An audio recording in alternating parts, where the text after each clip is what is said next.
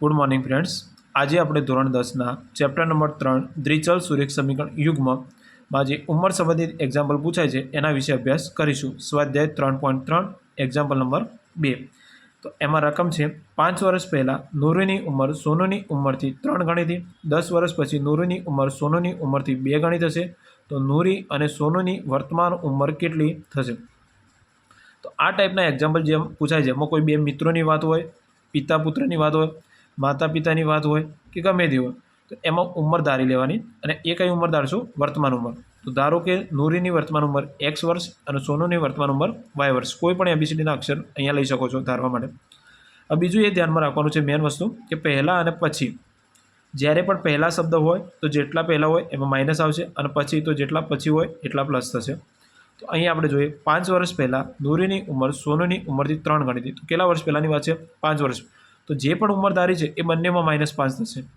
x -5 અને આ બાજુ કેટલા થશે? y -5। પરંતુ અહીંયા આગળ એમ છે કે 3 ગણી હતી। કોના કરતાં? નૂરીની ઉંમર સોનુની ઉંમરથી 3 ગણી।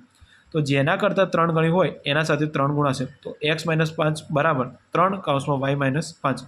આનું સાદું રૂપ આપીએ તો x -5 બરાબર 3y -15। જમણી બાજુના પદ ડાબી બાજુ લઈએ તો આપણને મળશે x -3y + 10 બરાબર 0, જેને આપણે નંબર આપીએ 1 સમીકરણ। હવે બીજી ભાગમાં એમ કહ્યું છે કે 10 વર્ષ પછી નૂરીની ઉંમર સોનુની ઉંમરથી 2 ગણી થશે। તો કેટલા વર્ષ પછી છે? 10 વર્ષ। તો એડ કેટલા કરવાના? 10। તો x + 10 અને આ બાજુ y + 10 પણ કેટલા ગણી છે? 2 ગણી। કોના કરતાં? સોનુની ઉંમરથી, તો ગુણ્યા 2। x + 10 અહીંયા 2y + 20।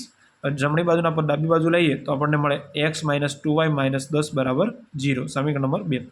હવે આ બે સમીકરણ મળી ગયા તો એના પછી આપણે લોપની રીત અથવા આદેશની રીતનો ઉપયોગ કરીને આપણે બંનેની ઉંમર શોધી શકીએ। તો અહીંયા આપણે લોપની રીતનો ઉપયોગ કરીએ તો લોપની રીતમાં શું કરવામાં છે કે લોપની રીતમાં બંને સમીકરણ લખી અને બીજા નંબરના જે સમીકરણ હોય જેમાં કોઈ પણ એક ચલ સમાન થઈ જાય તો પછી ચિહ્નો બદલી દેવાના।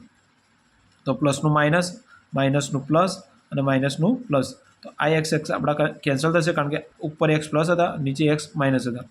અહીંયા જોઈએ તો -3y + 2y તો -y +10 અને +10 ફરી તો +20 થશે। તો આપણને y બરાબર કેટલા મળશે? 20। હવે જે y 20 મળ્યું તો x શોધવા માટે કોઈ પણ એક સમીકરણ નંબર 1 અથવા નંબર 2માં આપણે મૂકીએ તો આપણે અહીંયા ઉપયોગ કરીશું સમીકરણ 1નો। તો y બરાબર 20 સમીકરણ 1માં મૂકતા તો સમીકરણ 1માં y ની જગ્યાએ મૂકવાના છે 20। તો x - 3y હતા તો y ની જગ્યાએ 20 આવશે +10 બરાબર 0। તો x - 60 + 10 બરાબર 0। તો x - 50 બરાબર 0। તો x બરાબર કેટલું આવશે? 50। તો x હતું નૂરીની વર્તમાન ઉંમર હતી અને y હતું સોનુની વર્તમાન ઉંમર। તો નૂરીની મળી 50 અને સોનુની મળી 20। તો આ રીતે આપણે સરળતાથી એક્ઝામ્પલ સોલ્વ કરી શકીએ છીએ। Thank you.